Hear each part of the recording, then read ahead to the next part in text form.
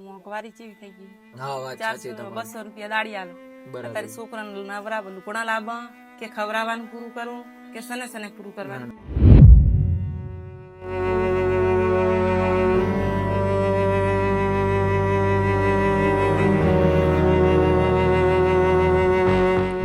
Hello મિત્રો, કેમ છો? જય ઠાકોરજી. હવે મિત્રો, પહેલા તો તમારો બધાનો ખૂબ ખૂબ આભાર કે આપણે જે કુકરાણા વાળો લીલાબેનનો જે પરિવાર હતો, 4 સંતાન અને એક માતા, એ વિડીયો સારો એવો શેર થયો છે અને અત્યારે એમને મદદ મળી રહી છે. એટલે મિત્રો, તમામ મિત્રોનો ખૂબ ખૂબ આભાર. અને મિત્રો, આજે ફરી પાછા આપણે એક એવા પરિવારને મળવું છે જે પરિવારમાં પિતાની છત્રછાયા નથી. એક માતા જ એકલા હાથે પોતાના બાળકોનું ભરણ પોષણ કરે છે. અને મિત્રો, આપણે આ મદદ કરવી મોટી વાત નથી, પરંતુ કોઈના જીવનમાં સરળતા લાવી, કોઈને હિંમત આપવી, હૂંફ આપી, એ સૌથી મોટી વાત છે. તો ચાલો મિત્રો, જલ્દીથી આપણે કંચનપુરા ગામ ખાતે એ પરિવારની મુલાકાત કરીએ. આપણે એમના સાથે બેસીએ, એમની પરિસ્થિતિ જાણીએ અને આપણે આપણાથી બનતી મદદ કરીએ.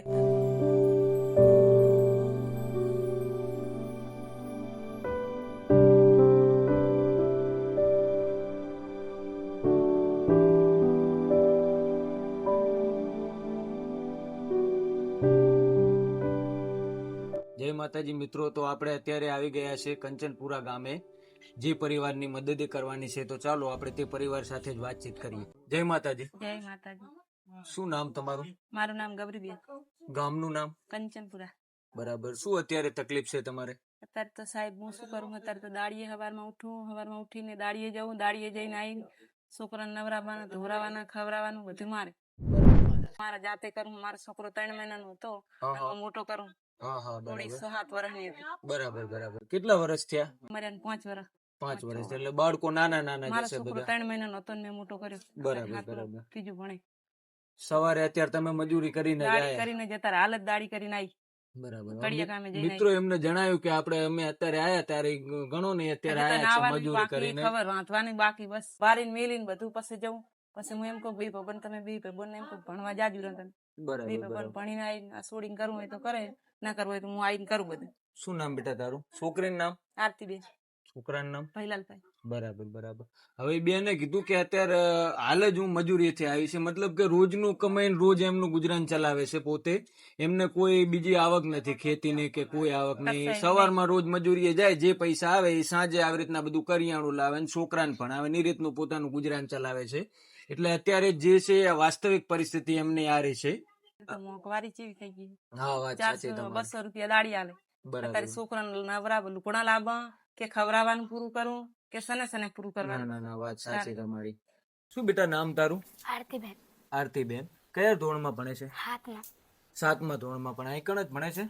બરાબર. અને ભાઈ તારો શું નામ એનું? ભૈલાલભાઈ. ભાઈલાલભાઈ. એ તારી ભેગું જ ભણે? એ મતલબ કે તારી સ્કૂલમાં જ ભણે છે? બરાબર. મમ્મી આપણા તમારું આ જમવાનું બધું બનાવીને મમ્મી જાય, પછી તમે સ્કૂલ 2 જણા એકલા જતા રહો સ્કૂલે? બરાબર. બીજી શું તકલીફ છે તમારે અત્યારે? આમ મારા ભાઈને તૈયાર કરીને હાલ હજુ. મિત્રો, આ કહેવાય ને એક જવાબદારી કહેવાય. હજુ તો આરતીબેન નાના જ છે, પણ કહે છે જુઓ એમના મમ્મીએ મજૂરીએ જતા રહે જમવાનું બનાવીને, પછી એમના ભાઈની જવાબદારી અત્યારે આરતીબેન ઉપર જ છે.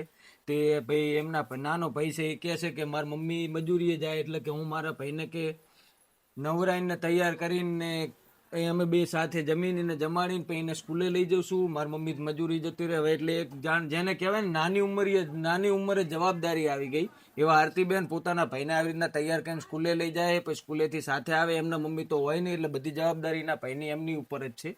અને સાંજે 5 વાગે આવે એટલે એમના મમ્મી તો 6 વાગે, ગૌરીબેન તો 6 વાગે આવે મજૂરીથી. એટલે 2 ભાઈબુન એકલા આવી રીતના મેનેજ કરે છે, એમના મમ્મીને સાથ સહકાર આપે છે. એટલે મને સમાચાર મળ્યા કે ભાઈ કરશનપુરામાં આવો પરિવાર રહે છે. હું તરત એમના માટે જુઓ ને કરિયાણાનું લઈને આવ્યો છું, નાસ્તો લઈને આવ્યો છું બાળકો માટે ચોપડા લાવ્યો છું.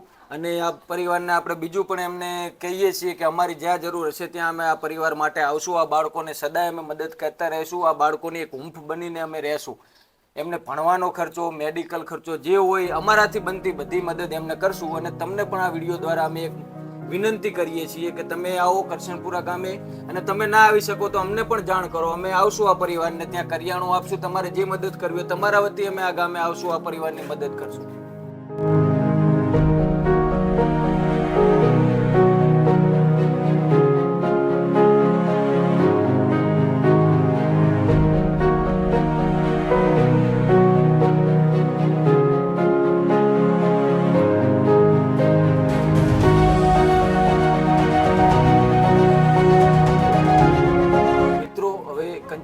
વિસ્તારમાં આ પરિવાર રહે છે. તમને નમ્ર વિનંતી છે કે તમે કોઈ તમારો જન્મદિવસ હોય, કોઈ તિથિ હોય, પરિવારોને તમારા બાળકને લઈને તમે આવો, તેને આ બતાવો કે આ પરિવાર આવો રહે છે, તેની મદદ કરો અને તમારા જે સમય ધારો કે જન્મદિવસ છે તો જન્મદિવસને આ પરિવારની મદદ કરી તમે એને યાદગાર એક જન્મદિવસ બનાવો.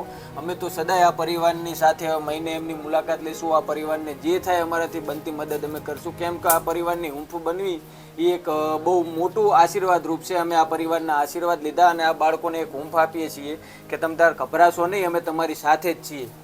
તો આ હતો મિત્રો કરશનપુરા ગામે ગૌરીબેનનો પરિવાર. અને મિત્રો, કોઈ બી પરિવારમાં જ્યારે પિતાની છત્રછાયા જતી રહે છે ત્યારે એક માતા માટે બાળકોનું ભરણ પોષણ કરવું એ કેટલું મુશ્કેલ છે એ વાત કદાચ આપણે સમજી પણ ના શકીએ. તો મિત્રો, હું તમને પણ વિનંતી કરું છું કે જો બની શકે તો આપણે કોઈ એવો વાર તહેવાર હોય, આપણે કોઈ એવી જન્મદિવસ પુણ્યતિથિ હોય, જેમ પ્રમાણે અગાઉમાં જયદીપભાઈએ જણાવ્યું એ પ્રમાણે, તો તમે આ જગ્યા પર આવો. કરશનપુરા શંખેશ્વરથી નજીક આ ગામ છે. અહીંયા બે બાળકો અને માતા જાત મહેનત કરી પોતાનું ગુજરાન ચલાવી રહ્યા છે. અને મિત્રો, હું તમને ફરીવાર કહું છું કે તમારી આજુબાજુ, કારણ કે દરેક જગ્યાએ અમને ખ્યાલ હોય એવું ના બની શકે. આ જે પરિવાર આપણા સુધી પહોંચે છે એનું કારણ આ કે વિડીયોના માધ્યમથી લોકો આપણને જાણ કરે છે અને આપણે એ જગ્યા પર જઈએ છીએ, આપણે એ પરિવારને મળીએ છીએ અને આપણાથી બનતી મદદ કરીએ છીએ. અને મિત્રો, લોકો વિડીયો જોઈને, ફરી આપણો વિડીયો જોઈને આ ઘણા પરિવારોને પાછળથી ઘણી મદદ મળી રહે છે.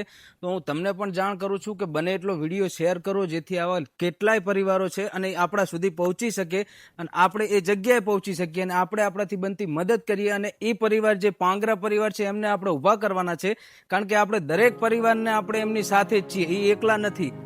એટલે આપણે એક એમને હિંમત, હૂંફ આપવાની છે. તો હું તમને પણ વિનંતી કરું છું કે વિડીયો બને એટલો શેર કરો. ચાલો મળીએ નવા પરિવાર સાથે. જય ઠાકોરજી.